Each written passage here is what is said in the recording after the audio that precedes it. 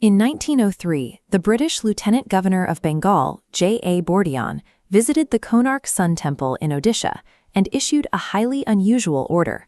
He commanded his men to pour tons of sand straight into the temple's inner sanctum, burying the ancient stone chamber from the inside out. Today, 123 years later, the heavy main doors of this 800-year-old monument remain entirely sealed. This raises an immediate question. What was discovered inside the structure that forced authorities to completely entomb it? To solve this century-old mystery, we have to look past the religious mythology. We need to evaluate the Konark Sun Temple as a highly advanced ancient machine. Construction began in the 13th century. Under King Narsimhadeva I and chief architect Bishu Maharana, builders raised the massive structure without using cement. This diagram reveals the underlying engineering. Instead of mortar, the builders used an iron lock system, forging interlocking iron plates and clamps to bind massive sandstone blocks together. The human cost of the project was high.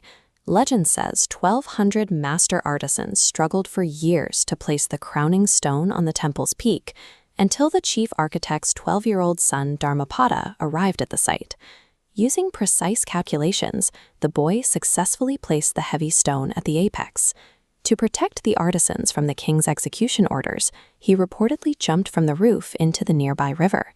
With the physical structure complete, the architects could finally activate the building's primary purpose, an unprecedented astronomical mechanism.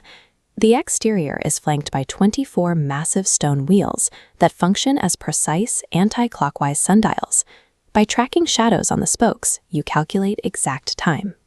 8 main spokes represent 3-hour intervals, while smaller beads carved into the rim break time into 3-minute segments. Pulling this stone chariot are 7 elaborately carved horses. These 7 horses correspond to the 7 distinct colors that make up the spectrum of white light.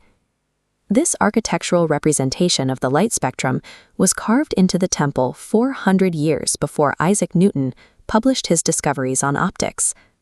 The structure effectively encodes complex cosmic and mathematical data directly into its stone architecture.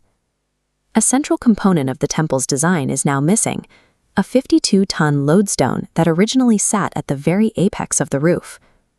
This schematic shows how the 52-ton master magnet interacted with the iron plates in the walls. This created a diamagnetic field, allowing a heavy metallic idol to float perfectly suspended in the center of the chamber.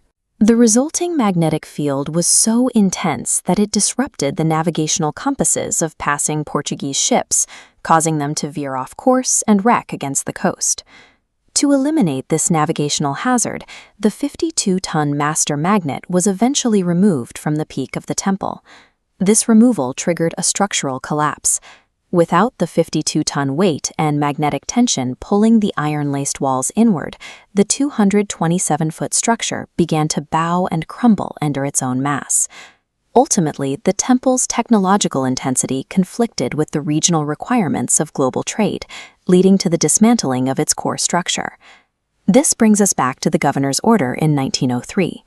Filling the inner sanctum with tons of sand was the only way to provide internal support to the destabilized walls, preventing the entire temple from caving in on itself. In 2022, the Archaeological Survey of India began a plan to extract that sand, replacing it with modern steel support structures. For the first time in over a century, the 123-year-old seal is being broken, allowing researchers to document what remains preserved inside the central chamber. These discoveries suggest that at Konark, the line between a place of worship and a place of scientific observation was almost non-existent. It was a monument built to encode the laws of physics into the landscape itself.